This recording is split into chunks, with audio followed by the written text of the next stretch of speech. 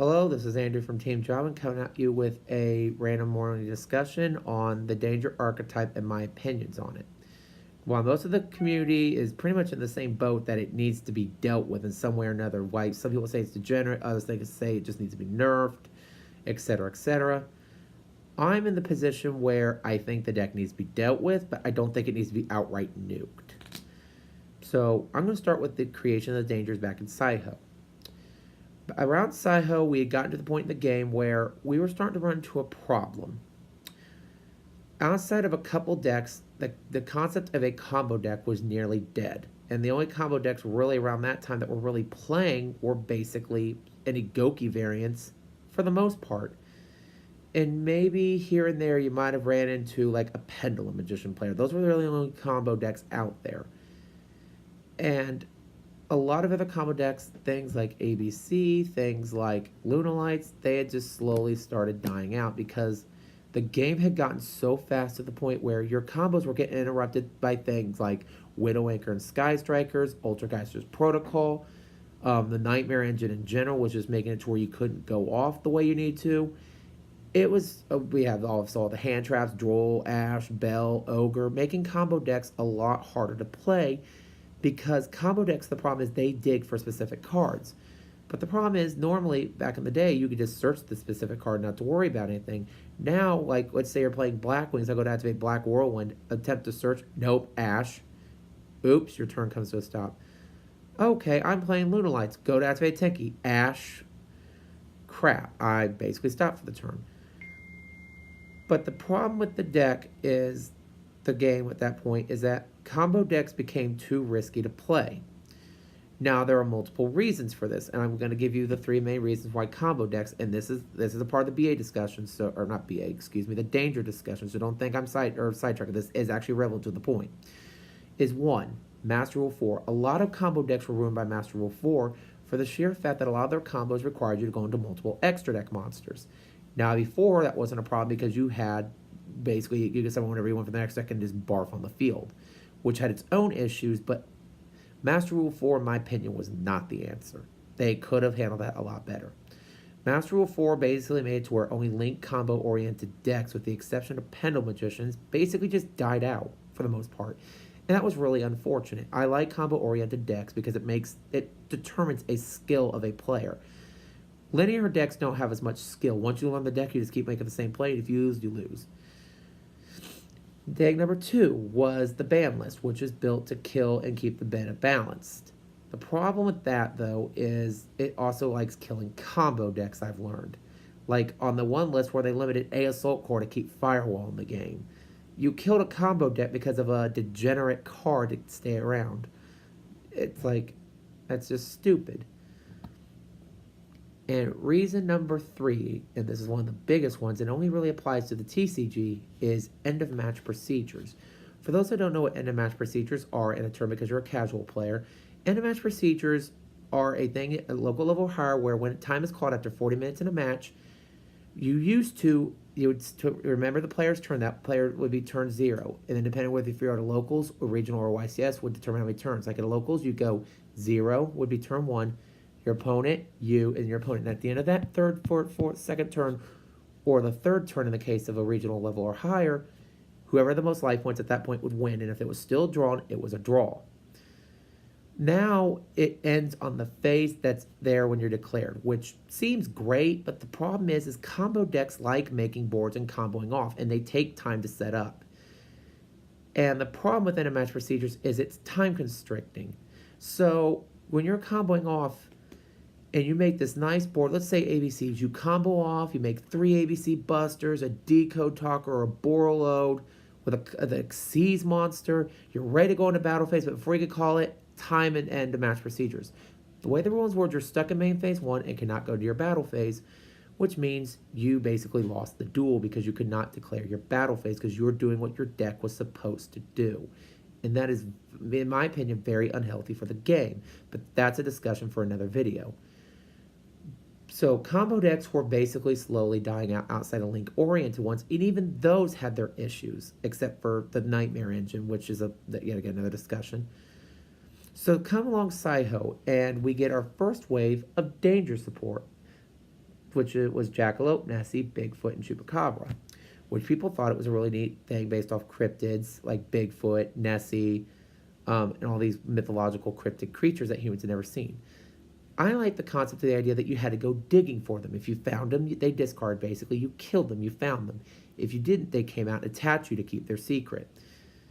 Now, in theory, the archetype was well designed until Wave 2 came out, which consisted of these.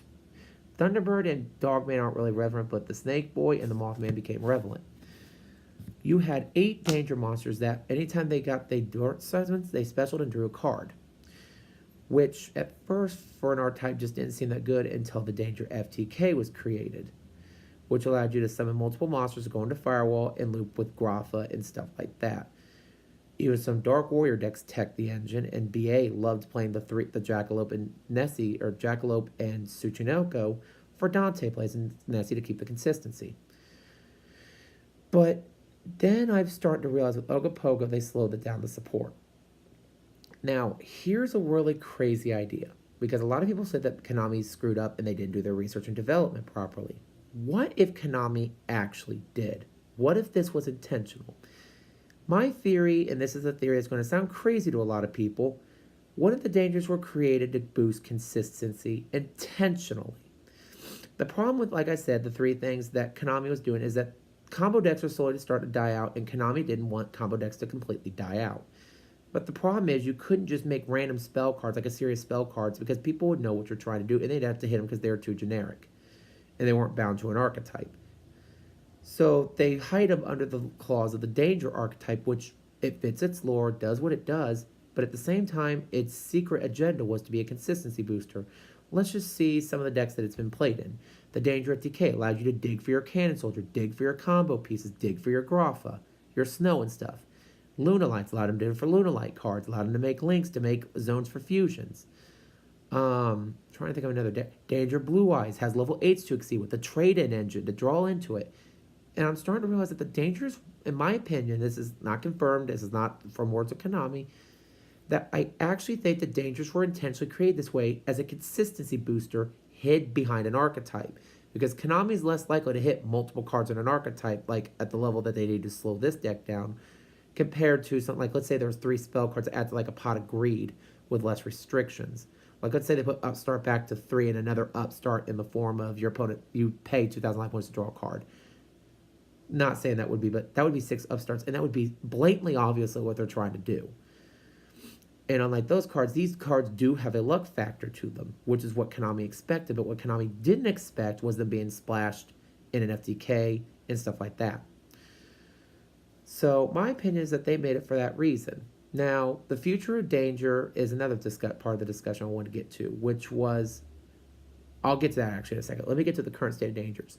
Dangers have gotten to the point currently that they are used in a lot of decks. The engine, don't get me wrong, is very expensive. We're talking about $30 to $40 Jackalopes, $45 to $60 Nessie, same for Snick. I mean, crap, even Chupacabra got bought out at 10s.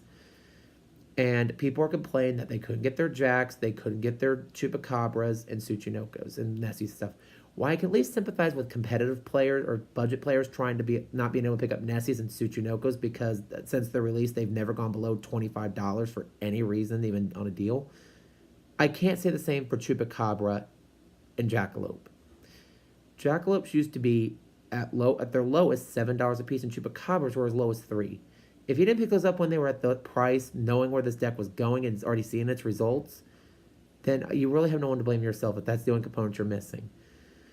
And it's like, the current state of the game with dangers is, I'm okay with it. Now, do I say that it doesn't need to be addressed somewhat? No, it does need to be addressed. They need to maybe slow it down a bit. But do I think it's completely unhealthy for the game in a sense? No, it's given decks their quote-unquote hidden agenda purpose. Giving combo decks the boost they needed, that they've needed for a while. So, the problem is, how do you solve the danger archetype? How do you solve it? You can't just ban Nessie because then they'll just replace it with Bigfoots, Thunderbirds, and all that. Okay, limit them all. Okay, that's still 9 Upstart Goblins in a deck, according to you people. I don't know how they need to fix this deck, but to an extent, it does need to eventually be dealt with, to some extent. Now, I don't think they're going to hit him as bad in April as April say, oh, they're going to murder the deck in April. They're going to ban Nessie, ban Jackalope, ban Tsuchinoko, yada yada. They're still getting support. Why it's not as much as they were in the first set, they are still getting support. They're getting a new spell card that they're going to want to promote in Dark Neostorm. I think they'll get a slap on the wrist, like maybe hit consistency cards that allow the deck to play. Things like Beginning of the End. Sadly, Allure of Darkness might go in their steed, unfortunately. Things like that. So, I think that's how they'll deal with it. And in the end, you're right. A couple of dangers will probably get banned. Probably the two biggest offenders will probably be Nessie will obviously be a big offender for getting forbidden, and possibly Jackalope. But other than that, it's like you can't really kill the deck. You can't ban 3-4 of them because you still have 15 upstarts. But so yeah, those are just my opinions. Obviously, everybody's tied with their own opinions, what they think. What do you guys think? What do you think that my reason has validity or not? Just post in the comments below. We hope to see me and Weasel 201 are going to be hopefully meeting you guys at YCS Atlanta. We'll be there as a team playing in the team event. And I will be going to nationals with our friend Ben. Shout out to him, our friend who's also going to be at Nats. So hope to see you guys there. Thanks for hanging out with the chat or discussion. Talk to you guys later. See ya.